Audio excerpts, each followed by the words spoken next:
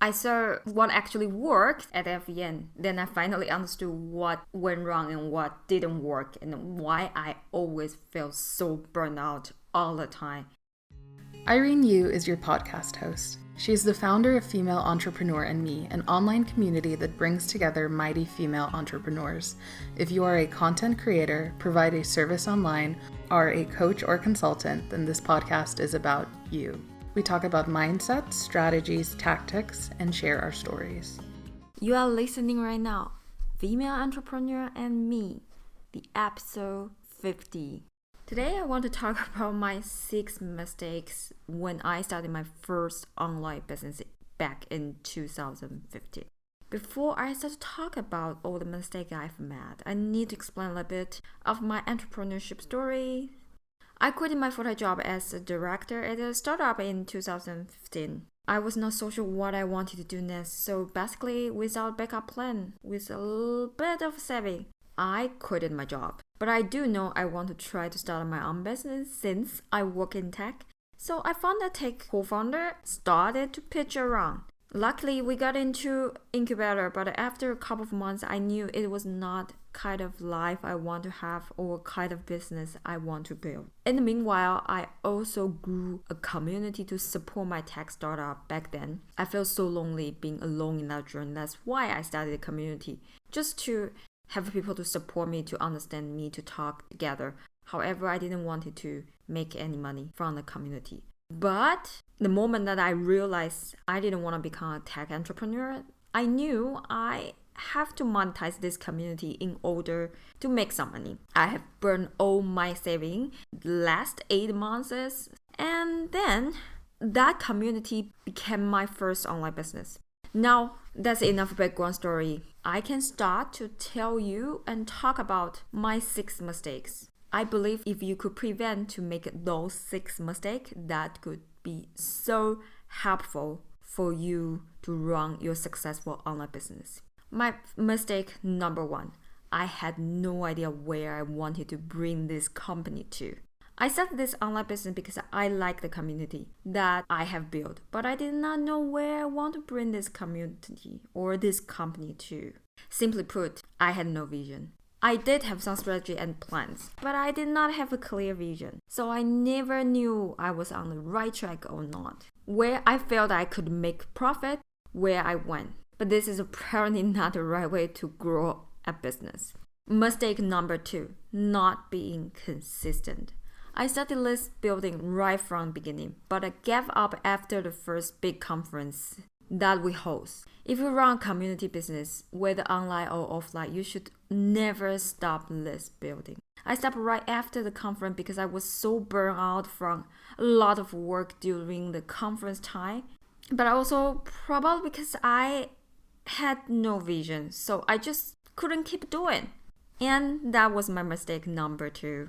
Mistake number 3, I did not learn how to run an online business the right way. Back then, I Googled a lot, learned a lot of techniques and skills, but never understood the bigger picture behind.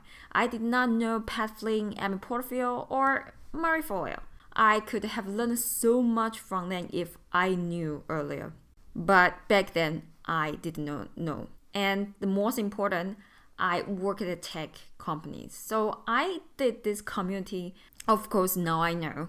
Like running a tech startup. There are some similarity, but they are not exactly the same. When people or users love your tech product, even you don't build a community, you can still have a great product, be on the market. And also, usually tech product, you have investors behind. So you could have used investor money and reinvest and hire people and so on. But that's not the case if you run an educational or community business. Mistake number 4. Change my strategy every time when I saw something did not work. Our first conference did not make lots of money, but we did make 200% profit.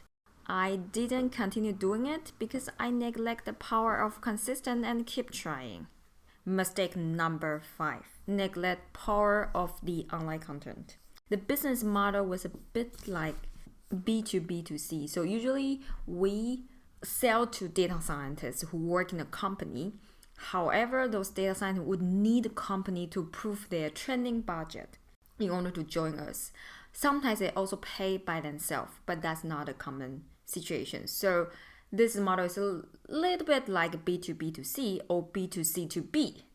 So we needed to either sell to the companies which wanted to offer training programs, or we sold to data scientists directly and help them to convince the company that it is very important for them to join. We spent quite a lot of effort to approach companies to sell our training. However, we could have built a lot of valuable content that we could easily attract people to join our list and sell through newsletters. I neglected the power of building content. Instead, I chose to do hard sell, which was not what I was good at nor comfortable at. Mistake number 6.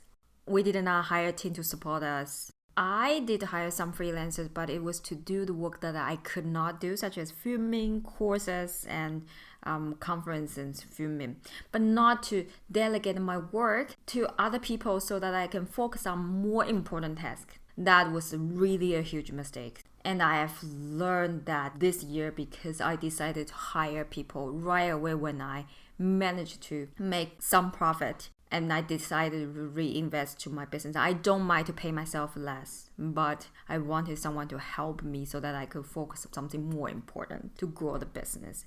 Be a CEO, not a freelancer. Those are the 6 mistakes that I have learned this year after I started FEN and coach female entrepreneurs how to start their online business. I saw what actually worked at FEN. Then I finally understood what went wrong and what didn't work and why I always felt so burnt out all the time. Because I simply did it the wrong way. So, do not waste time to make the same mistake that I made. To conclude, first mistake, I had no idea where I wanted to bring this company to. No vision. Second, not being consistent. Third, did not learn how to run an online business the right way.